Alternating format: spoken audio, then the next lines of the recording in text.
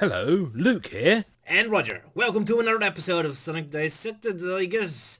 So, as I mentioned before in the first Sonic Boom Identity Crisis video, it seems Sonic these days is split up in two factions. Energy and not energy. A strange angle. Personally, I think the biggest two factions in the Sonic fanbase are those who want games to be pure, arcade, no-nonsense, straightforward obstacle course action titles, and those who want a more full-fledged experience with music and story and world building and characters. That's the two biggest opposing factions. And the one Sonic game that comes close in getting those two factions represented in one game, though sadly failing at the finish line because of awkward technical execution, as we expect from Sega, is Sonic and the Secret Rings. It has a decent story, with a simple but charming presentation, and it doesn't intrude, and it has the cleanest gameplay of all the 3D platformers. No big, no treasure hunting, no guns, no wisps, no werehog, nothing but Sonic racing down a path, dodging obstacles and kicking ass. But, Wiimote controls. Say, didn't that crazy nurse tell you to call her when we talked about secret rings? Well, too bad for her. She never gave me her phone number, so I can hardly call, can I? Here's my phone number. Huh? Well, you were going to call me to talk about secret rings, weren't you? Well... Yes, I would like to join you. Let's get started. Please do, madam.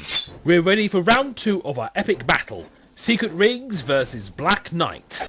You're on, Luke. Let's just focus on Secret Rings. Otherwise, we're going through the same point like last video. Yeah, that is true. We'll just keep it with secret rings mostly. Anyway, I love Secret Rings. It's just my favorite Sonic game. Or one of my favorites, anyway. The Secret Rings story has a strong narrative build-up. It starts out as a simple story, but as it goes on, it progresses into a more complicated mystery that Sonic needs to solve in order to get what's really going on. So at first glance, it's not too hard to figure out. However, when you invest in the story, it does have a lot of richness in its build-up.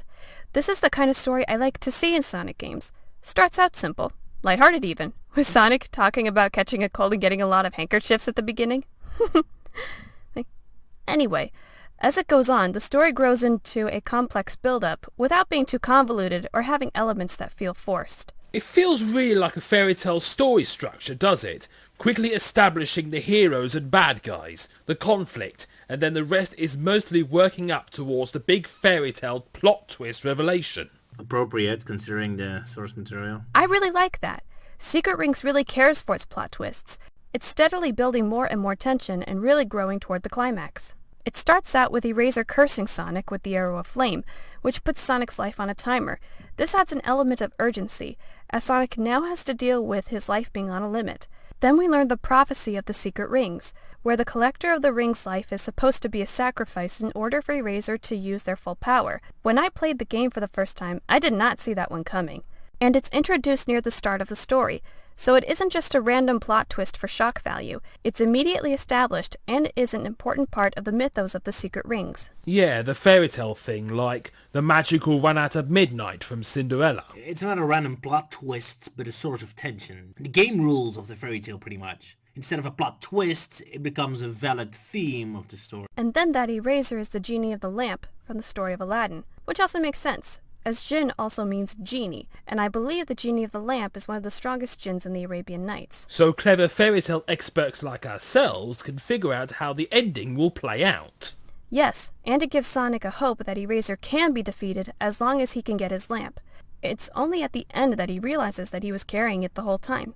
Convenient, but still works, as Shahra introduced a hint of it earlier in the story.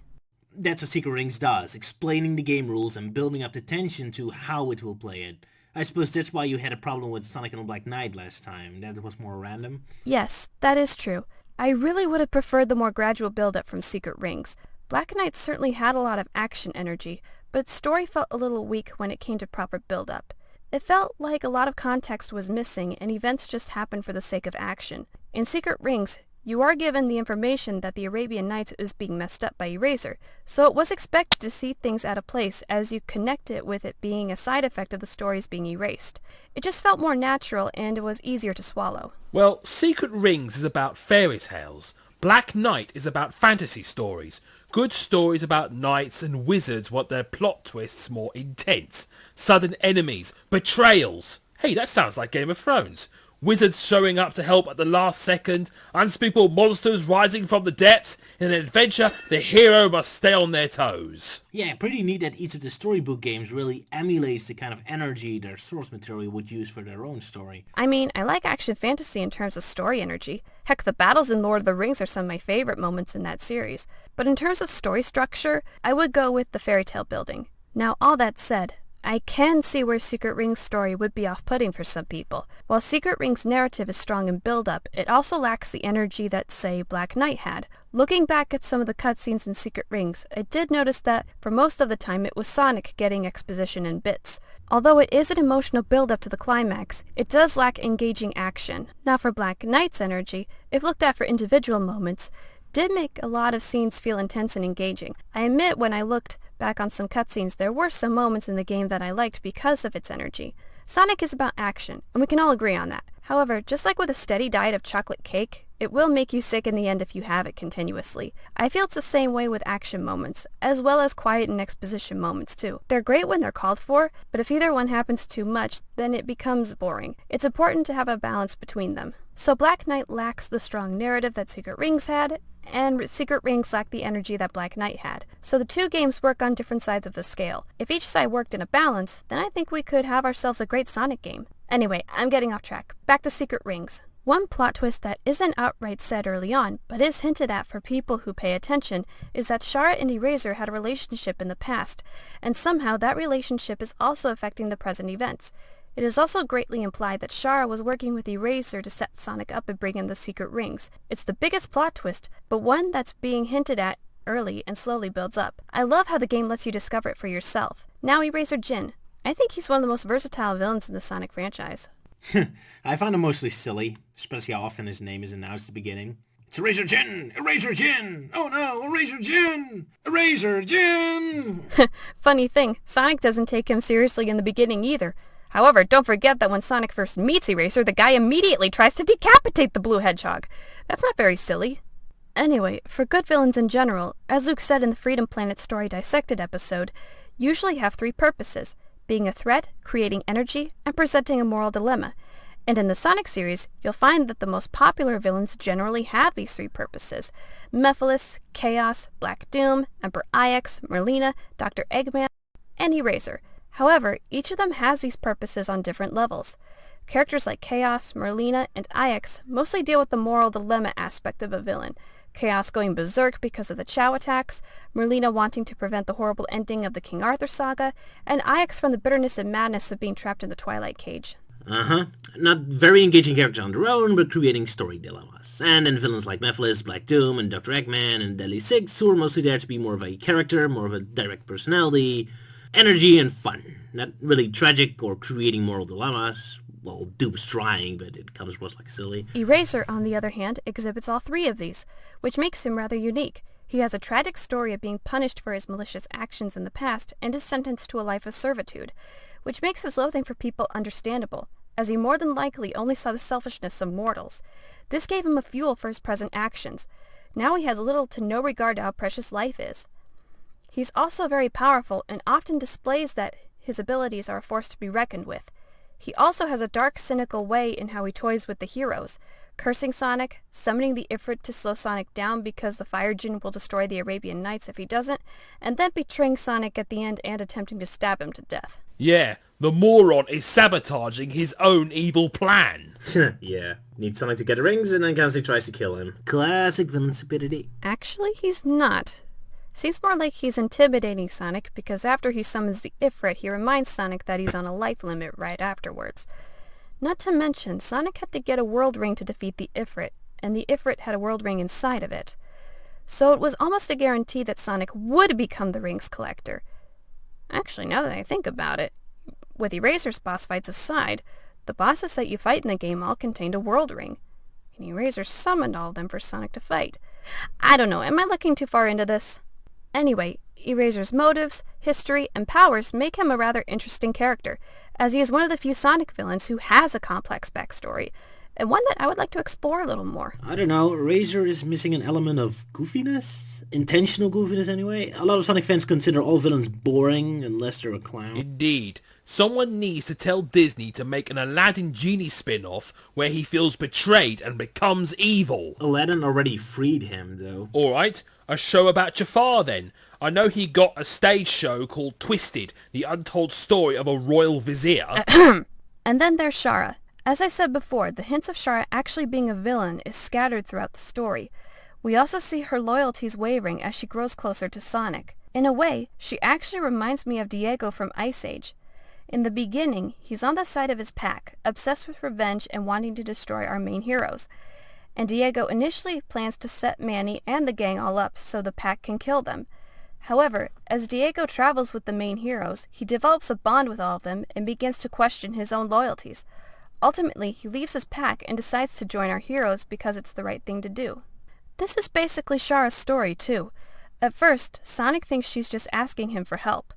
However, with a few hints in his mind, he gets the full story at the end that she was actually working for Erazor this whole time because the two of them had a relationship in the past. She is reluctant about betraying Sonic, but she still does it nonetheless. However, she redeems herself by saving Sonic and taking his place of the ritual. And in the end, even though he was betrayed, Sonic forgives her. Yep, Sonic the free spirit, inspiring them to take their own course in life. Or inspiring them to give up and not give a damn anymore. In some interpretations. Well, everyone has his or her own interpretations, I guess. Anyway, last video I called Sonic a jerk in Sonic and the Black Knight, that he had gotten worse there. He'll become a lot worse. And he's not an angel in Secret Rings either. Right, but there is a difference between the two. As you said then, Roger, the characters in Black Knight didn't get much of an opportunity to snap back at the Blue Hedgehog. And yes, I forgot to take that into account last time. My apologies. And while I'm apologizing, I also forgot to take into account that Black Knight was a story told by Sonic. So yeah, seeing as Sonic is so perfect and everyone else not so much. I think that's the main thing that bothers you. Sonic being a bit mean in Secret Rings, and Lost World and Boom for that matter, is mostly played for comedy, so it's easier to dismiss as him goofing off. Where in Sonic and the Black Knight, it's played more serious. It's really lecturing. So it depends on your preference, I guess. The comedy joking around is just goofing off. The more serious Black Knight is Sonic being helpful in his own little rude way. Both have their pros and cons. Either way, when Sonic's around, you better expect some snarks. I never thought of it like that before. But yeah, I guess you're right. When Sonic's snarky nature is play more for comedy, then it does feel better. But there's another aspect to it as well. In Secret Rings, though, it's a different story. Shahra is always there to keep Sonic on track. And she, along with the other side characters, stand up to Sonic when he becomes a little too snarky for his own good. So yes, Sonic also has his attitude there. It just feels better. It's a shame Sonic's sword Caliburn never came to the other knight's defences. Could never get enough of good old Caliburn insulting our hero. Show some respect to Sir Lancelot, you moronic pincushion! Yeah, that would have been great. Anyway, I feel the gang appearing as quest givers in Secret Rings was more suitable. It gave them all a chance to have vital information for Sonic. Makes more sense, right? Sonic is a stranger in a new land, so it should be the inhabitants to give Sonic his information, and not the other way around. I suppose. I feel that if you were to have a Sonic game with Sonic as the central character, this would be the best way to go. It doesn't degrade the other characters, but it doesn't take attention away from Sonic either. At least the gang's playable in Black Knight and they're present at the climax. I wonder how the gang would be in Black Knight if they were in how they were in Sonic Secret Rings, taking more standalone heroes as identity instead of the Knights Round Table. Ah yes, Shadow as Robin Hood, Knuckles as Ivanhoe, Blaze as Daenerys Targaryen. Behold, I am William Tell. See me do William Tell things. Apple, arrow, William Tell. Now go to William Tell level and find William Tell things. Right. So both games have pros and cons in handling them. In Secret Rings, they all have their own unique purpose in the story and therefore can hold their own. But the fact they are only quest givers and tell Sonic information does limit their presence, with Shahra being the exception, of course. In Black Knight, they have a bigger presence in the story, but at the cost of them being more absorbed in Merlina's plans and Sonic's ego. Yeah, but we weren't going to do Black Knight Secret Rings, for instance, right? Yes, back on track. Sonic. Today, he's being made as either just a rebel or action-packed hero with little to no flaws or vulnerabilities. Or as... This isn't fun. But of course, this is a grand fantasy epic. We need some hero journey in here. Just having the hero wisecrack and mock would turn this into those miserable parody movies. No offense, Rog. So for Sonic to be a good character, he not only needs to have his cockiness and rebellious attitude, but he also has to have much more depth to his personality. Like seeing him hold his friendships very dear, even if it's done through playful taunts and one-liners with his friends. But the moment his friends are in trouble, he's always there to bail them out, or is at least upset if something bad happens to them. Little touches of humanity, as cracks in his rebellious jokester armor, that sort of thing. He's also confident, but is only really confident when he has things under control. When things start to become out of his control, he still tries to maintain his bravado, but it's not as strong as it was before. He doesn't give up, but he does become a little more cautious. Oh yes, the scene just before he enters Erazor's palace. He's starting to feel the effects of the flame eating away his life force, reminding him he's almost out of time. I just love stuff like this. The scene that I think really sums it up is the one before the Aflaleya Walela final boss fight. Sonic starts out cool and confident in trolling Erazor, but that only lasts for a few seconds. As he watches the events unfold, we begin to see another side of him. For one thing, he's in a situation where he can't run away, and he realizes it. He's trapped in every sense of the word. The flame in his chest is about to go out, and Erazor needs his life to gain control of the secret rings. It's in this moment we see Sonic actually afraid. What's more, he's not even using his bravado to try and hide it like he did before. Why? Because he's no longer in control, and he knows it. He's really at the mercy of Erazor Jin. This is great, and I love it. It's okay for Sonic to show fear. It makes him more relatable. It makes his adventures all the more worth it. Not to mention, it adds depth to his character. It makes him feel more real. And strangely, it's usually more badass to see someone terrified, still standing, ready for her last stand. It feels more genuine than when he's an indestructible robot. Ah, the face of a warrior with nothing to lose and everything to gain. Exactly. Sonic, as a character, is just perfect in Secret Rings. The right amount of sass, humanity, hope, fears, and side characters to keep him in check. Alright, but hey, it's about gameplay and stuff, so let's talk about the game. Oh, sure. Funny thing I'm noticing lately, in game reviews about games like Tembo the Elephant and Action Hank, I notice more and more reviews having this attitude that that's how Sonic should be in terms of gameplay. This game has speed and rhythm, where you're constantly on the move, and it's all about perfecting your timing and interaction with the stage to keep your character moving as fluidly as possible. That's interesting because I don't really remember all that many Sonic games that really have this intense fluency. I mean, sure, it's definitely a part of it, but most of them still have large platform sections that kill the rhythm of the levels dead. So I'm not sure where the notion comes from that Sonic have this non-stop, perfect rhythm going on comes from. Sonic 2 has it a bit, unleashed a lot, provided we ignore the hubs and werehog, rush adventure a bit, but most games just drop completely dead all the time with platform stuff. It seems to be a natural instinct people have. Whenever I see Sonic noobs try to play Generations or Sonic 1, they always seem completely baffled and confused when they pass Green Hill Zone and suddenly arrive in levels where you actually need to play the game as a platformer. They just want to keep blasting through the stage. Well, then they need to play Sonic in the Secret Rings. That's one of the smoothest in terms of game design for Sonic. You're always moving forward, always trying to be as fast as possible, and you only have a few time-wasting gimmicks. It's great how the gameplay style even works with the narrative. Sonic is cursed and is on a time limit, so the game is all about racing as fast as possible toward the end. Well, if it wasn't for the side missions. Yeah, but that's mostly if you want to level up or do a clean sweep of the game. Play the levels that trigger a cutscene, and it makes more sense. And the Wiimote controls. I hate them. I really wish someone figures out how to import Secret Ring stages into the Sonic Generations engine. Or hey, with the Nintendo exclusive games getting PC ports now. Because I would love Sonic Secret Rings. It's great, it's awesome. I love the level designs, the colors, the action, the variation, the set pieces. But man, I feel like a kid in the coolest playground ever, but as soon as I want to play I realize I have 2 broken legs and I'm half blind and only have 1 arm. I still want to play this with a normal controller. Like, I'm never sure if when I hold the controller forward, if Sonic moves forward, or that I have to hold the Wiimote in the direction that Sonic's facing because the damn game keeps having these complicated camera angles. Do I move with them or against them? I get no feedback. I got used to it pretty fast. It really helps if you upgrade a lot and equip more skills. And if you take advantage of having 4 skill rings, you can customize them for different situations, like boss fights or racing Uhu, and not have to worry about constantly equipping and de-equipping skills. Another thing that works is if you find tricks that help you when it comes to getting across sections.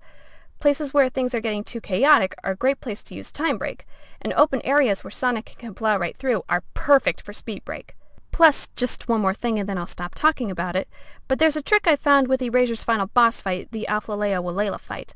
To fill up your soul gauge quickly, you have to move the Wii remote. I find that you can fill up your soul gauge faster if you flick your wrist instead of flailing your arm around wildly. Like this. Interesting remote. And yes, I have a silver decal on my Wii remote. What can I say? Silver's my favorite character. Must be tough being a silver fangirl. Not getting much attention these days. Actually, if I can be honest, considering how degraded Sonic and the others are at the moment, I'm kind of glad that characters like Silver and Blaze have gone off of Sega's radar at this point, because I can't stand more character degradation right now. So I'm actually glad that Sega has left Silver alone. I would like to see him return sometime, just not right now. Anyway, so the game can be challenging, but once you find tricks across obstacles, there is a lot of fun to be had. And granted, this was the first try with this kind of gameplay. Like Sonic Adventure, Secret Rings was a launch game, so it's only natural that it would be clunky at first. And besides, at least you can do a lot of side missions to help you level up and get gold medals. Yeah, but that's kind of with every Sonic game, right? Play it first and it's awkward, play it over and over again, and it's more fun. You know, on one hand, I think the experience point system is great. Always nice to get a feeling everything you do helps towards some kind of goal, but to make that work, they lock away a lot of Sonic's abilities and smooth controls, so playing the game at the start is a nightmare. No, it's not that bad. Just like with anything, keep practicing and you'll get the hang of it. However, I will admit, grinding in that game is terrible. The controls just lock up so bad, especially when you want to jump or speed up. And jumping from rail to rail by tilting the Wii remote is jerky, and sometimes the rails send you straight into danger before you have time to react. Really, I try to avoid it as much as I can. Well, unless I have to use it to get across gaps or if there's a spring at the end. And even then, it terrifies me to use grinding. I will do Sonic's Crisis City Mach speedrun in Next Gen before I do grinding in Secret Rings. But that's my only complaint, really. Plus, one more thing I would also like to mention is that both Secret Rings and Black Knight have unlimited lives in some levels, like the main story levels, or some side missions that don't require you to not take damage or not get defeated, or things of that nature. I think this is a good idea because if you fall off a ledge, then you don't have to worry about losing a life and having to restart the game so much.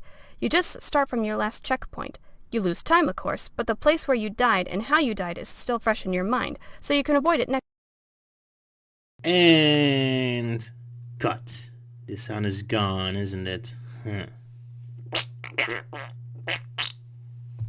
Now that you mention it, that is true. Weird. Yeah, that's why Secret Rings is a great arcade-style Sonic. No time to waste with lives and nonsense, just keep on going. Well, except the experience point thing is time waster. Anyway, Sonic and the Secret Rings. I wish we could get more games like this. Heck yeah! Sonic the Samurai, Sonic in Victorian London, Sonic in the American Civil War, Sonic the Pirate. Keep 'em coming. Sonic Assassin's Creed. Sounds great. Yeah, I know, right? Yeah, or Sonic in the Mythology Legends. Or Steampunk Sonic. That would be awesome. Makes you wonder what great things we can expect in the future. Eh, guys? Sonic Boom, Fire and Ice. Oh, right. It doesn't have Wiimote controls, I'll give it that. They'll probably force you to do stupid things with the touchscreen. Nintendo Sonic games just have to have their stupid gimmick hardware muddle the experience up. Well, they could port Sonic and the Secret Rings to 3DS. With its short mission structure, it would work fine as a handheld game. yeah, I'm all for that. Well, I'm off for now. See you guys later. Okay, bye-bye, Elise. Well, that was our dissecting today, folks. Do you like Secret Rings? Let us know in the comments. Till next time, ladies and gentlemen, cheerio! So where the hell are we anyway?